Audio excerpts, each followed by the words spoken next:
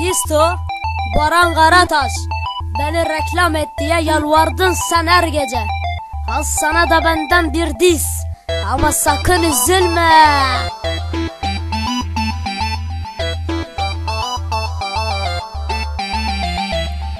Siktim Baran'ın bacısına soktum, ananı da getir çok sikelim. Siktim hevesimi aldım, ananın amanadan çoktan koydum. Sikerim ananı sıra halanda, halanı getirsene hadi başla. Sikerim başlamaya ananı bacını, halanı kızını, teyzeni, dedeni, neneni, soyunu, sopunu hepsini siktim soktum. Ben doydum, Baran'ın anasına çok pis koydum. Sikerim seni lan İstanbul'u musun? Sikerim yoksa senin memleketini, ananı bacını, halanı kızını. Ama korkma, şimdi benim 7 yaşındaki kardeşim sana küfredecek.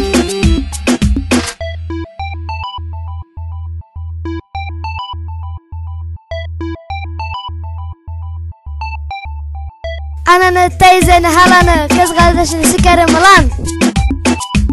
Bir de ben sana normal Urfa diliyle sen küfredepsen sahabeyi sikim. Sahabeyin götünü çok siktim. Sikerim ananın hem de bacını, ananın anasını, dedesini, kızını, teyzeni, soyunu, sopunu, yedikçe de küçüklemiş kız kardeşini. Amına da koyarım, bana küfür et Facebook'ta sikerim seni. تراني أني تشكي ولا تعجب ما تعرفني. أنا زدني ما مدى أحس بيومك. أنا شخيتك أني شمك أنا شخيتك زينة خلتك زدني أمك والله أني شن. Bak şimdi Arapça, Türkçe, Kürtçe gireceğim.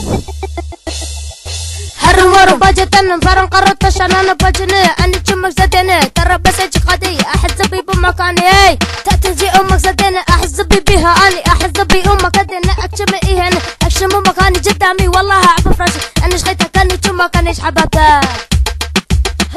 لا oğlum yetmeyelim bu kadar siyala, rezil olduk yetmez mi? Ana yengeç misin? Geleceğini sikim.